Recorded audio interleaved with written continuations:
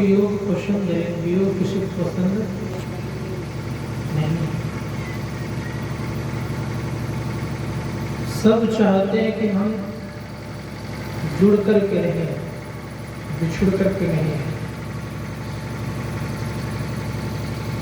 सबों के अंतःकरण की इच्छा है कि हमारा वियोग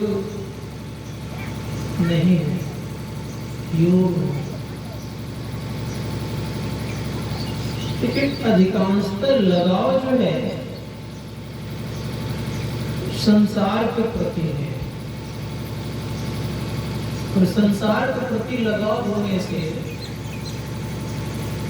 संसार के प्रति झुकाव होने से, इससे जब वियोग होने लगता है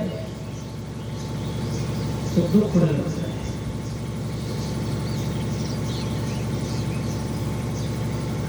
क्योंकि कहीं आप एक पक्ष में ही जाएंगे। जिस प्रकार से हसब ठठाओ फुलाओ गाला दो शाल न हो वाला होता है, ऐसा क्या गाल फुला दें और हंस भी पड़े, ऐसा नहीं होता। संत महात्मा जन कहते हैं लगाओ तो किन्हीं एक से रखेंगे आप। जिस प्रकार से एक म्यान में दो तलवार नहीं रहता, उसी प्रकार से संसार और परमार्थ दोनों का आप रखना चाहेंगे तो संभव नहीं। उदाहरण में आप देख लीजिए, महर्षि संशयी ब्रह्म जी महाराज ने कहा वासना और उपासना दोनों एक जगह नहीं होते, दोनों अलग अलग प्रक्रिया है। इसीलिए हम आपको योग करना है तो चाहेंगे हम दृष्टि को फैला के संसार को देखते रहें तो संभव नहीं होगा। यहाँ क्या करना पड़ेगा, हम आपको तो जोड़ना पड़ेगा, अर्थात फैलाव से अपने आप को चिंताओं में जाना पड़ेगा। इसके संबंध में भगवान शिव ने बड़ा सुंदर शब्द कहा। भगवान शिव कहते हैं कि योग हीनं कथं ज्ञानं मोक्षदं भवति भव योगो अपि ज्ञानिनस्तु क्षमो मोक्ष कर्मणि तस्मात् ज्ञानं च योगं च मोक्षोऽयं भविष्यति। कहा योग करने वाले व्यक्ति को अर्थात मुमुक्षु को योग और ज्ञान दोनों का अवलंब लेना चाहिए। योग और ज्ञान दो शब्द हैं। तो भगवान बुद्ध कहते हैं कि ज्ञान बिना योग का ज्ञान नहीं होता और बिना ज्ञान का योग भी नहीं होता है।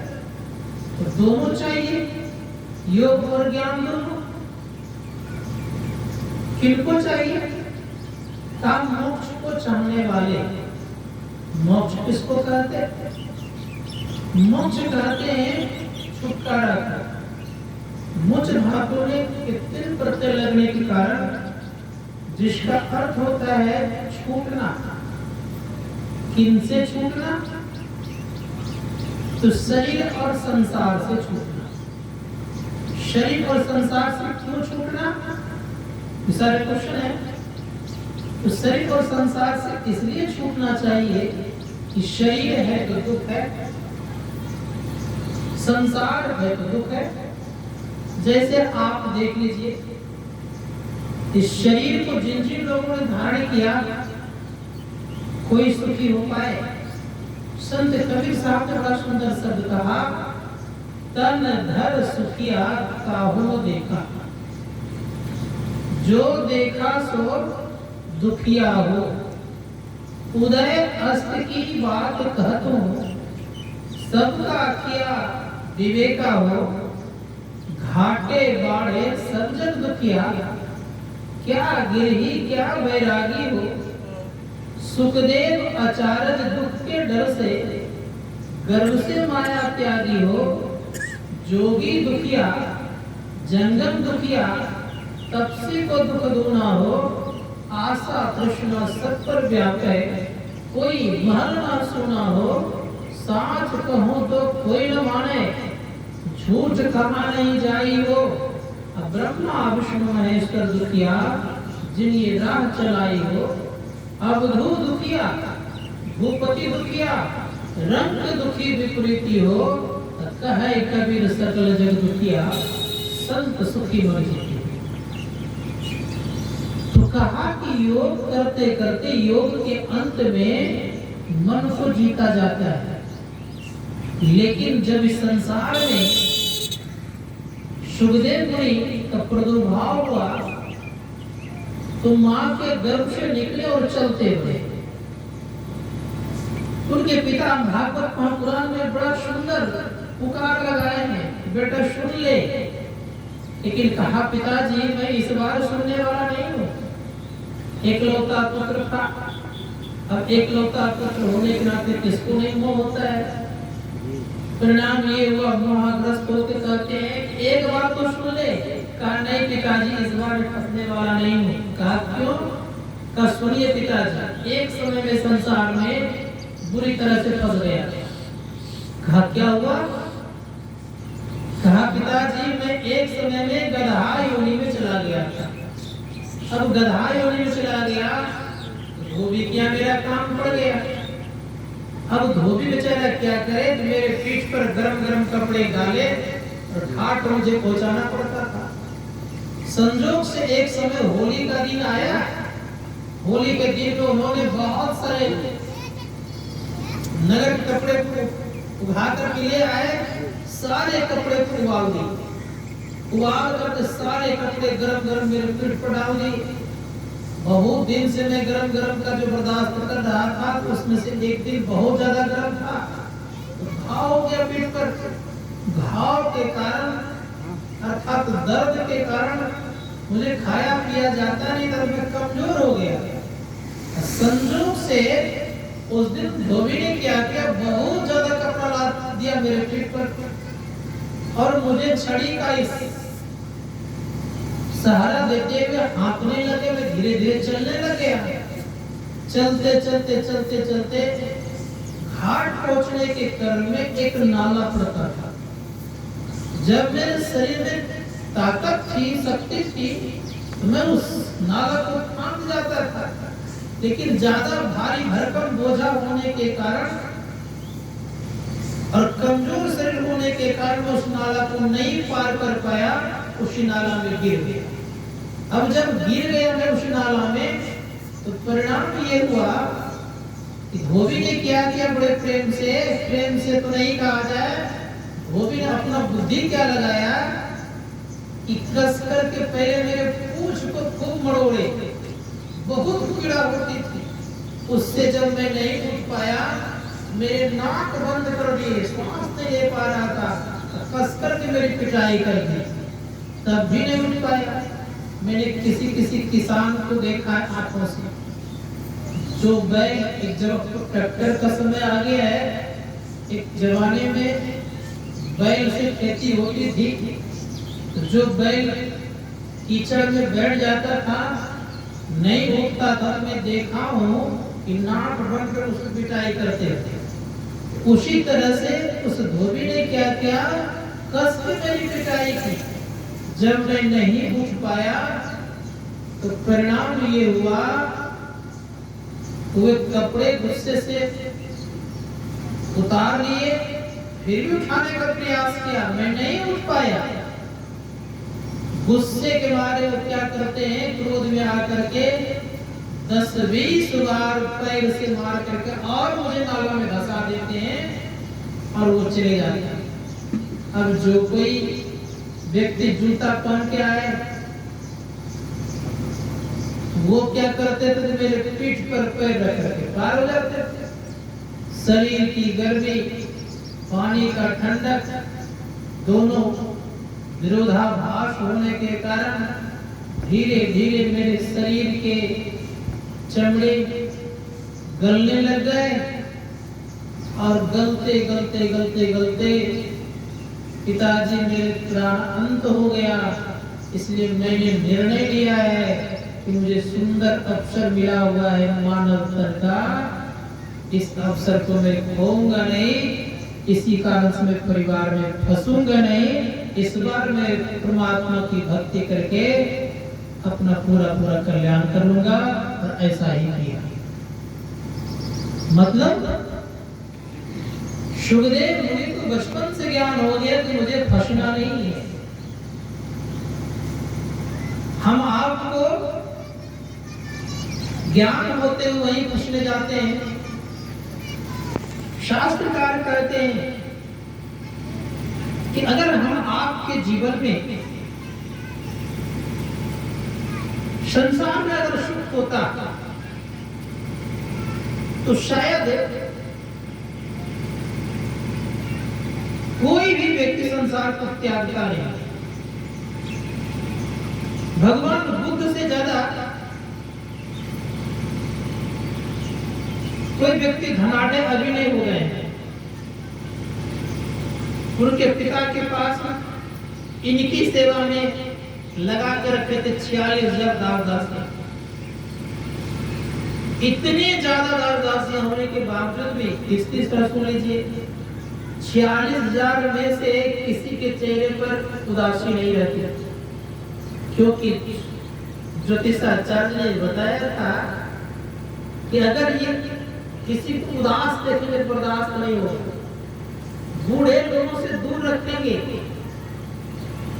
और रोगियों से दूर रखेंगे, और परिणाम वही हुआ। वही 3 चीज को देखे और वैरागी बन गए। हम लोग बराबर देखते रहते नहीं, तब भी मन वैराग नहीं आता है। एक बात याद रखिएगा, कभी कभी हम लोग को अस्मशानी वैराग आता है। जब किसी का शरीर छूट जाता है, उस शरीर को जब जलाने जाते हैं तो कुछ देर के वैराग आता जरूर है, लेकिन वहां पर जो रहने वाला है, जिससे कि आग लेते हैं आप, उनको वैराग नहीं होता। क्यों होता है? तो कभी कभी उसके विषय में सोचिएगा कि वो शराब के नशा में डूबे रहते हैं, इसी कारण से वो हर एक कार्य को कर लेते हैं, उनको वैराग नहीं होता है। तो हम लोग जो वैराग नहीं हो रहा है, तो हम लोग भी कोई नशा में जरूर है। कौन सा नशा में है? वह व्यक्ति जिससे आग खरीदते हैं, वो तो शराब के नशा में डूबे हुए होते हैं। हम लोग विषय रूपी शराब के नशा में डूबे होते हैं, इसी कारण से हमारे ऊपर वैराग की भावना आती ही नहीं, वैराग चढ़ता ही नहीं है। तो ये विषय का नशा उतरे तब तो वैरागी बने। संत महात्मा गण कहते कितने जगह ऐसी स्थिति है कि बहुत कष्ट सह रहे हैं, लेकिन उनको कहिए कि चलिए सारी सुविधा देते हैं, भगवान का भजन करिए, वो व्यक्ति तैयार नहीं। हमको यही ठीक ठाक भजन क्या है, उनके ऊपर वैराग नहीं आने का वजह यह है कि विषय का नशा में लोग मस्त रहते हैं। जैसे गोस्वामी जी महाराज कहते हैं कि 3 प्रकार के संसार में लोग होते हैं, विषयी, साधक, सिद्ध से आने, त्रिविध जीव जग वेद बखाने। विषयी कौन? जैसे आप लोगों के बगल में गोबर का ढेर हो, कभी कभी बड़े गौर से देखिए, गोबरीला मक्खी होती है, वह मक्खी गुल्लियां बनाती रहती है। किसकी? गोबर की। और गुल्लियां बनाने में तो बड़ा आनंद लगता है। उससे उसको अलग कर दीजिएगा तो मक्खी मर जाती है। उसी प्रकार से कुछ ऐसे प्रवृत्ति वाले व्यक्ति हैं जिनको आप विषय से अलग करेंगे, उनकी जान जाने लग जाती है। संत कहते हैं ये पक्का विषय है। दूसरे होते हैं साधक। साधक की स्थिति कैसी होती है? तो कभी वो विषय में और कभी वो साधना में। उदाहरण रूप में घर की मक्खी देखे है ना, कभी सुंदर सुंदर, अगर आपके बगल में कोई मिठाई रख दिया है तो मिठाई पर बैठ जाती है वो मक्खी। अब बगल में कई नन्हे मुन्ने बच्चे ने अगर शौच कर दिया है तो मक्खी वहां भी चली जाती है। उसी प्रकार से साधक स्थिति क्या होती है कि कभी विषय में मन लगता है और कभी साधना में लग जाता है। इतना ही अंतर तो होता है।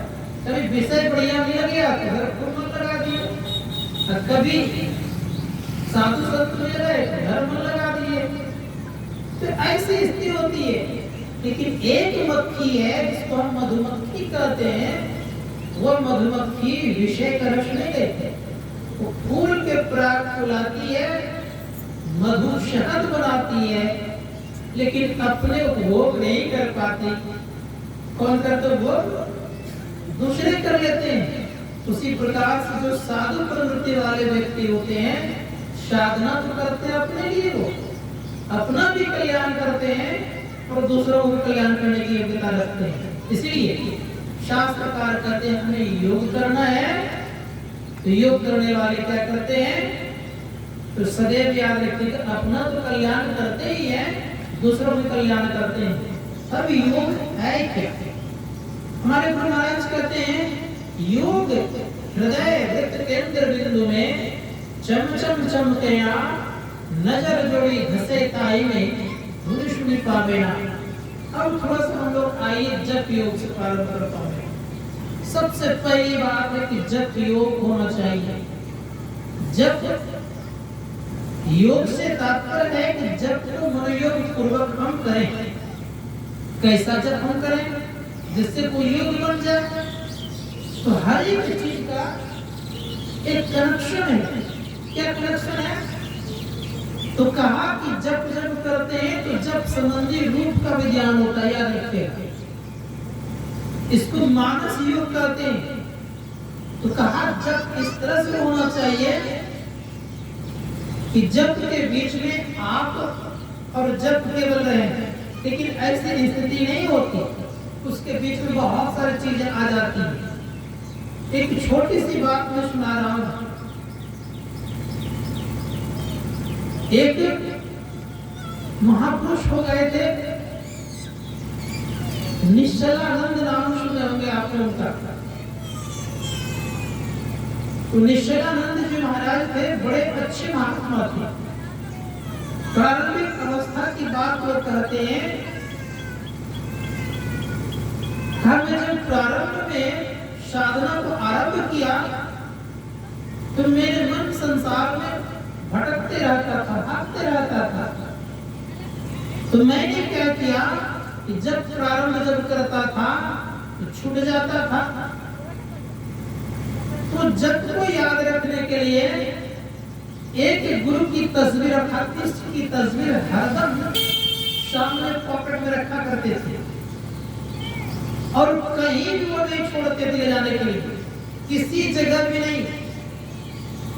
सबसे लोग समझते हैं कि शौचालय में भगवान की तस्वीर लेकर नहीं जाना चाहिए, लेकिन वहां भी वो लेकर के जाता था और एक क्षण के लिए उनको ओझल नहीं करते थे। जब उनकी साधना बनी अर्थात मानस ध्यान जब होने लग गया, उस अवस्था में वो कहते हैं कि ये मेरा परिणाम ये है कि मैं अधिकांशतः शौचालय में बैठ के जो एकाग्रता पूर्वक अपने इष्ट को देखता था, इसके कारण से मैं जल्दी आगे बढ़ गया। इसका मतलब आप लोग भी ऐसा नहीं करेंगे। उनकी भावना व्यक्त कर रहे थे। मतलब यह उसको कहीं भी एक क्षण के लिए समय नहीं छोड़ते थे। एक प्रमुख स्वामी हो गए हैं नारायण संप्रदाय के, आप जानते हैं, उनके विषय में कभी आप पढ़िएगा। वे कहते हैं कि मनुष्य को कभी भी एक क्षण समय बर्बाद नहीं करना चाहिए। और उनकी जिंदगी को आप अगर देखेंगे तो ऐसे वो व्यक्ति थे कि समय को बर्बाद नहीं करते थे। उन्होंने अपने जीवन में 18,000 गांव में जाकर के उन्होंने सत्संग किया है, लोगों से मिला है। 18,000 पैदल चल चल करके। अब से 18,000 केवल गांव गए, कितने शहरों में खाना मुश्किल है। तो कहने मेरा अभिप्राय ये था कि समय का हम लोग सदुपयोग करें। दूसरी बात यह है कि समय का जब सदुपयोग हम जब के लिए करेंगे तो बड़ा अच्छा होगा, लेकिन हमारा मन जब में लगता नहीं है। तो हम क्या करें? तो सत महात्मा कहते जब में जब मन नहीं लगता है तो कभी कभी देखिएगा, मैं एक उदाहरण दे रहा हूं आप लोगों को। किन्हीं किन्हीं का मन भागता बहुत है और उन व्यक्तियों को एक छोटा सा, ये छोटी सी कोई चींटी काटी है, उदाहरण दे रहा हूं मैं आपको, तो जो भागा हुआ मन था क्या वो लौटेगा नहीं लौटेगा? लौट जाएगा। कहां उसका मन जाएगा? चींटी ने जो काटा उसके दर्द पर चला जाएगा। कहते ठीक उसी प्रकार से हम आपका मन जब विषय में भागता है उस समय हम क्या करें? तो ये ख्याल रखें कि जैसे मन विषय में भाग रहा है तो मंत्र रूपी अंकुश को बरकरार बना के रखें। ये मंत्र रूपी अंकुश जब आपके शरीर में चुभ जाएगा तो निश्चित है कि मन नहीं भागेगा, लेकिन इसके प्रति आपको सजग होना पड़ेगा। किस तरह से होना पड़ेगा? तो बिना सजगता पूर्वक ये मंत्र को आप नहीं जप सकते। कोई व्यक्ति आलस्य होकर के, ये प्रमाद में रह करके मंत्र का जाप नहीं कर सकते। जैसे एक उदाहरण देता हूं आप लोगों को, तीन स्थिति में मंत्र नहीं जप पाते हैं लोग। पहली स्थिति यह है कि अगर उनकी वृत्ति तमोगुणीमयी है और कीड़ा नाड़ी की प्रभावित क्रियाएं ज्यादा हो रही है, उसमें आलस्य और प्रमाद आता है। दूसरे में जब उनके रजोमय स्थिति आ जाती है, रजोगुण में प्रवेश कर जाते हैं वो, उसमें भी चंचलता आ जाती है। तो शास्त्रकार कहते हैं उनका जब ध्यान तब होगा जब उस सात्विक प्रवृत्ति में आएंगे। तो सात्विक प्रवृत्ति कब आती है? तो जब दोनों श्वास की क्रिया सम होने लग जाता है तब उनसे जब ध्यान होता है। स्थिति हमारी बनती है आपके जीवन में कि दोनों क्रियाएं अर्थात दोनों श्वास की क्रियाएं सम नहीं हो पाती है। तो क्या करना चाहिए? तो मुंगेर में एक महात्मा हो गए, उनका नाम है सत्यानंद जी महाराज। स्वामी सत्यानंद जी महाराज का नाम सुने होंगे। उन्होंने बताया है कि अगर जीवन में आप जप करना चाहते हैं और अपनी क्रियाओं को ठीक करना चाहते हैं तो वो कहते हैं कि श्वास को सम करिए। श्वास का सम कैसे होगा? हमारे परम पूज्य गुरुदेव बड़ा सुंदर व्याख्या करते हैं कि अगर आप सीधे रूप से ठीक से बैठते हैं, मस्तिष्क गला और रीढ़ की हड्डी को सीधा करके आप बैठते हैं, तो बैठने से पहली स्थिति ये होगी कि आपकी श्वास की गति धीमी होगी और धीमी हो जाने से फिर एक बार आपके अंदर में वो सम की क्रियाएं आ जाएगी। तो कहने का मेरा अभिप्राय है अर्थात तो प्राणायाम आपका हो जाएगा। जब प्राणायाम होगा तभी आपके अंदर में एक धारणा बनेगी। मतलब धारणा करते अल्पटिका को प्राणायाम हो तो प्रत्याहार भी हो। प्रत्याहार उसे कहते हैं जहां जहां मन भागता है वहां उसे लौटा के ऑनलाइन ले आना। अर्थात मन भाग रहा है, लौटा लौटा के ले आना, तो प्रत्याहार करते हैं। इसलिए अगर आप हार जाइएगा तो संभव नहीं है कि आपके अंदर में धारणा होगी। इसीलिए प्रत्याहार में मजबूती लाएगा। हम लोग प्रत्याहार में भी नहीं डट पाते। मन भागता है, देख लेते मन बहुत भाग रहा है तो ध्यान करने से अर्थात अभ्यास करने से उठ जाते हैं। इसमें डटना होगा अर्थात प्रत्याहार में मजबूती लानी पड़ेगी। जिनके प्रत्याहार में मजबूती आ गई वह व्यक्ति के अंदर में धारणा होगी। धारणा करते अल्प टिकाव, थोड़े टिकाव को धारणा करते किसकी? का दृष्टि की। तो मैं कह रहा था कि जब जब हम करते हैं तो कैसे करें? तो जब करने की क्रिया ये है, परम संत तुलसी साहब कहते हैं पकड़ी पट प्यू प्यू करे। अगर हम मन को कहीं और जगह देख रहे हैं, हम मुंह से जप कर रहे हैं अर्थात दृष्टि से कहीं और देख रहे हैं और मुंह से जप कर रहे हैं, तो एक स्थिति ये होगी जहां देख रहे हैं वहीं आपका मन भी जाएगा, फिर जब छूट जाएगा। इसीलिए बड़े प्रेम से कहा जा रहा है कि दृष्टि से आप अंधकार को देखो, कहीं इधर उधर मत देखो, और तब आप जप करो। जब ऐसी क्रिया आप करेंगे जीवन में, तो बड़े प्रेम से कहा पूरी व्यक्ति के अंदर में अपने आप मानस रूप में गुरु मूर्ति स्वतः दिखने लग जाता है।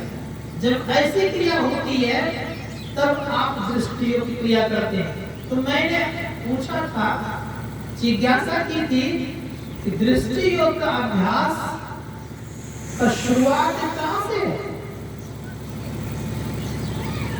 दृष्टि योग का अभ्यास का शुरुआत मानस ध्यान से।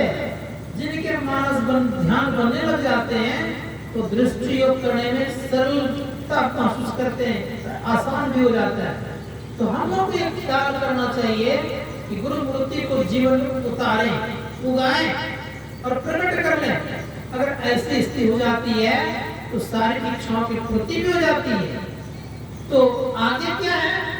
आगे कहते हैं तब दृष्टि योग की क्रिया होती है। ये योग के अंतर्गत में आता है। तो संत लोग कहते हैं कि दृष्टि योग क्रिया जो है ये क्या करना चाहिए मानव जीवन में? ये ख्याल होना चाहिए कि दृष्टि योग क्रिया से ही आप चौथे अवस्था में जा सकते हैं, चौथी अवस्था में जा सकते हैं। संत महात्मा जन कहते चौथी अवस्था क्या है? तो लक्ष्मीपति गोसाई जी महाराज कहते हैं चंचल चित्त को थीर कर चौथे में चित्त लाओ, चंद्र सुधार साखी के चिंतामणि पद पाओ। लक्ष्मीपति जी महाराज बड़े अच्छे महापुरुष थे। ये एक बार नेपाल चले गए थे। नेपाल के राजा ने इनको क्या किया? जेल में बंद कर दिए थे। अब जेल में जब बंद कर दिए तो जेल में पूरे जेल में घोड़े की लिद्दियों से भर गया था। और जेल से बाहर निकल करके चले आए, चलने लगे। नेपाल सरकार ने कहा उसको पकड़ो, जहां भी देखो। तो दिख भी गए तो कोशी नदी के बीच में बैठे हुए हैं। कन्नाव उसको पकड़ने का प्रयास करो। तो प्रशासन वहां जब पहुंची वो दिखते नहीं थे, लेकिन जब इस पार रहते तो दिख जाते थे।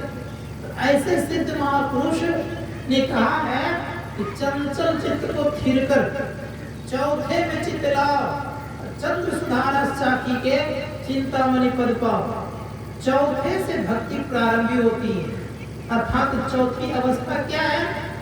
तो गोस्वामी जी महाराज कहते हैं कि 13 से 3 अवस्था तजहु भजहु भगवंत मन वचन कर्म अगोचर व्यापक व्याप आनंद। अर्थात 3 अवस्था में सभी लोग जाते हैं, कोई नहीं छूटते हैं। लेकिन चौथी अवस्था में जोगी जन ही जाते हैं। तुरीय अवस्था को चौथी अवस्था कहते हैं। इस अवस्था का प्रारंभ अज्ञान चक्र से है और अंत कहाँ है चौथी अवस्था की? तो कैवल्य मंडल तक चौथी अवस्था ही कहलाती है। उसके बाद जो है निःशब्दम परमं पदम है, अर्थात निर्वाण की प्राप्ति है। तो संत लोग कहते यहाँ से वहां तक की यात्रा चौथी अवस्था की है। इस अवस्था में क्या क्या होता है?